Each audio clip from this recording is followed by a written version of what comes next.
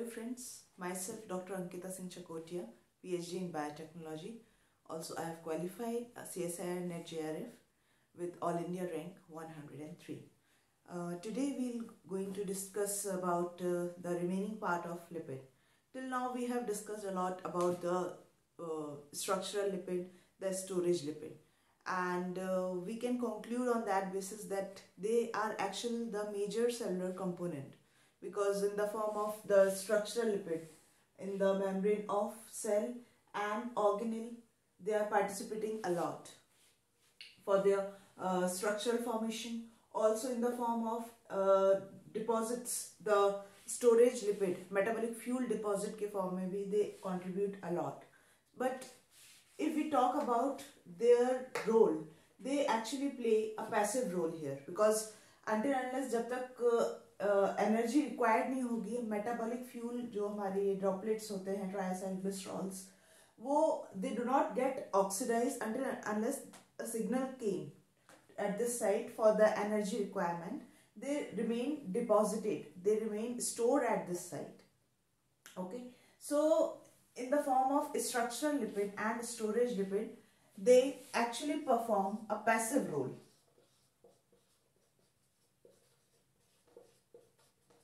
The structural and storage lipid कह सकते हैं हम, बिल्कुल, because they are not moving, they are not participating actively, they are not like flowing with the blood stream, and they are not moving from one side to another side. They are actually stored, they are function passively. But there is another group of lipid who function actively, go with the blood stream, move from one side of generation to another side, also work intracellularly. Also, in fact, they actually function as a volatile molecule also in different living organism, जो कि अभी मैं discuss करूँगी आपके साथ में. So ऐसे lipid group को हम कह सकते हैं they actually work actively. They play an active role within the biological system. आज हम इसी लिपिड के ग्रुप को बात करेंगे. एक्चुअली लिपिड की अगर देखिए बात करें ना, तो it is a very vast group. It's not about limited to structural membrane lipid या आपका मेटाबॉलिक फ्यूल तक ही नहीं सीमित रह जाता. ये बहुत ही बड़ा ग्रुप है, जिसको कि अगर हम डिस्कस करें और डेप्थ में जाएं तो it is somewhat like it is endless. But यहाँ पे मैं कुछ एक इम्पॉर्टेंट आपसे पॉइंट्स डिस्कस करूंगी related to this active lipid. Okay, so let's start with, इसको रब करते.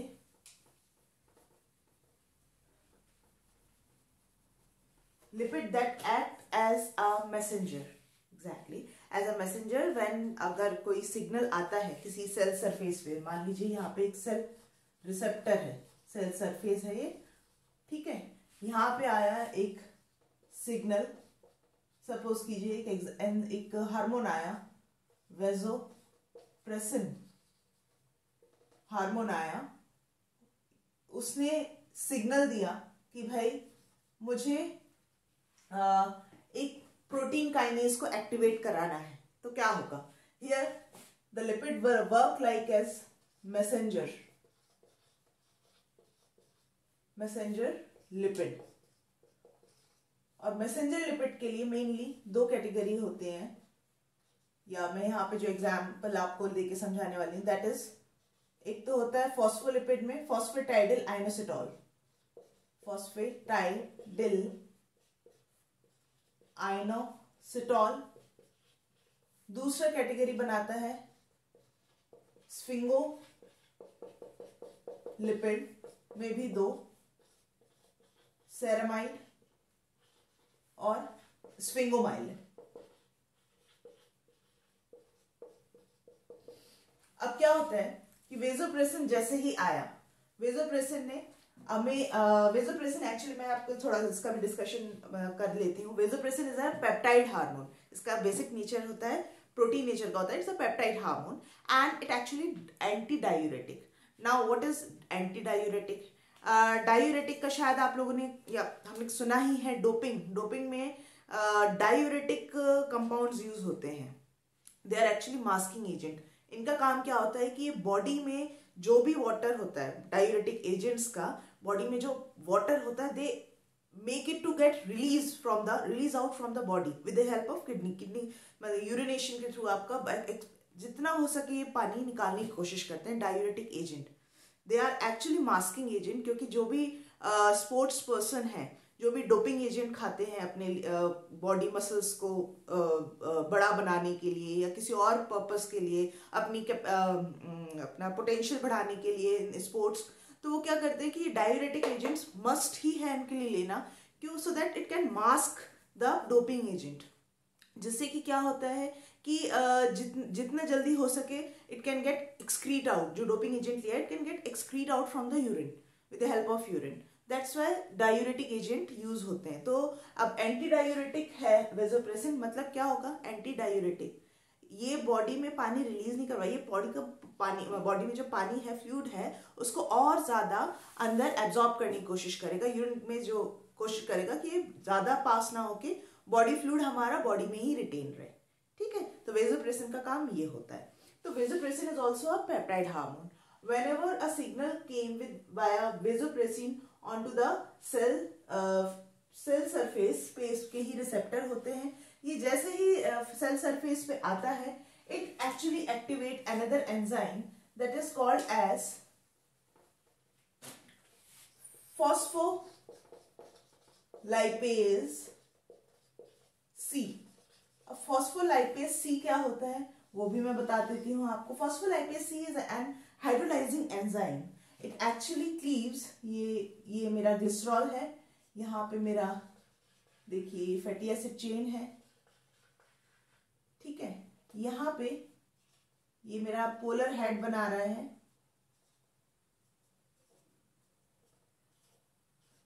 मैंने मायो आयनोसिटॉल, जब मैं आपको फॉस्फोग्लिसराइड की कैटेगरी मैंने आप लोगों के साथ डिस्कस किया था, तब मैंने इसके बारे में चर्चा भी की थी आप लोगों से कि ये भी एक पोलर हेड बनाता है, मायो आयनोसिटॉल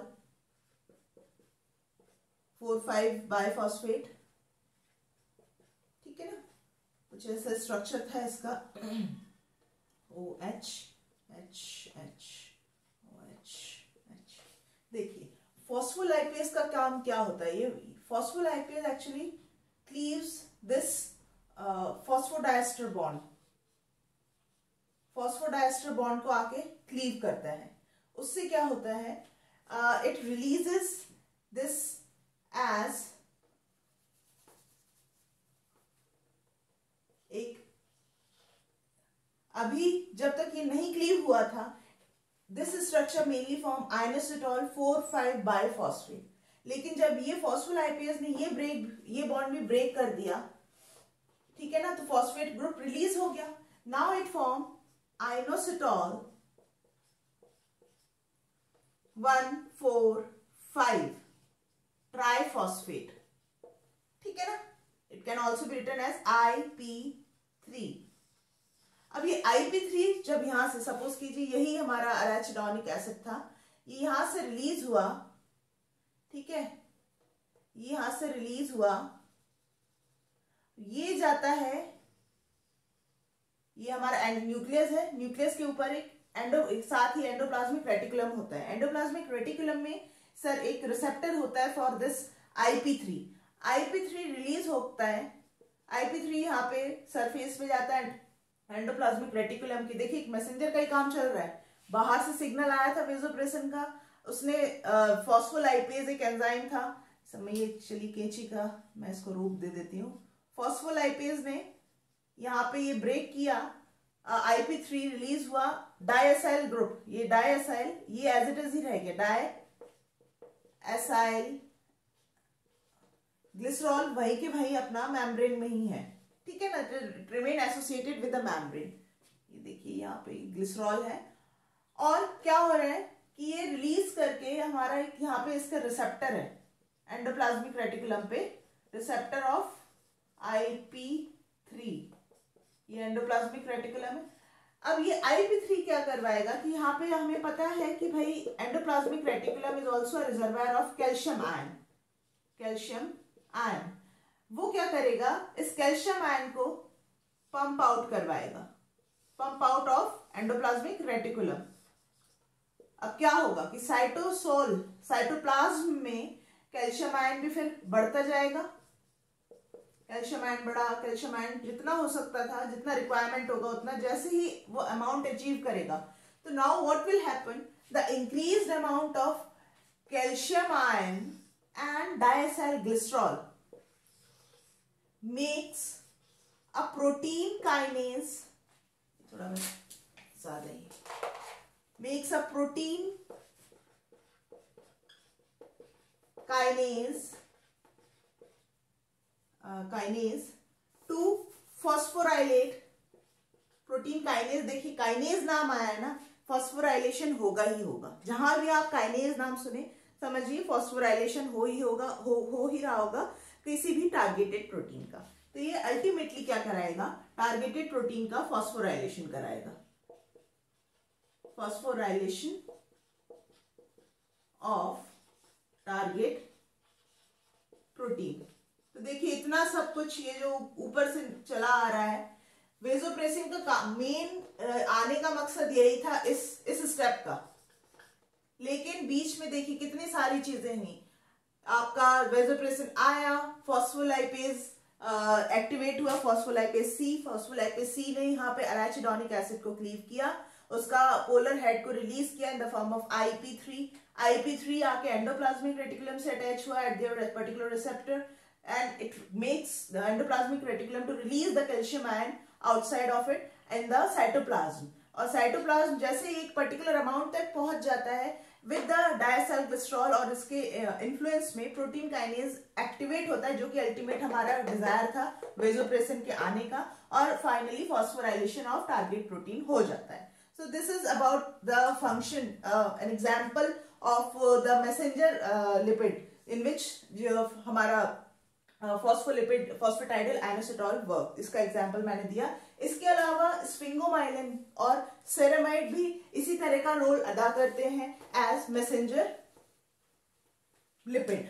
अगर मेरा आज का लेक्चर अच्छा लगा हो तो please hit the like button, subscribe my channel and after subscription and click the bell icon so that जितने भी नोटिफिकेशंस हैं सबसे पहले आप तक पहुंचें। And also share my channel, share my videos with your friends and मिलते हैं अगले अच्छे से किसी इंटरेस्टिंग टॉपिक के साथ में, जो कि विटामिन ही होगा और सब कुछ टेक्निक्स होंगी रिलेटेड टू लिपिड्स।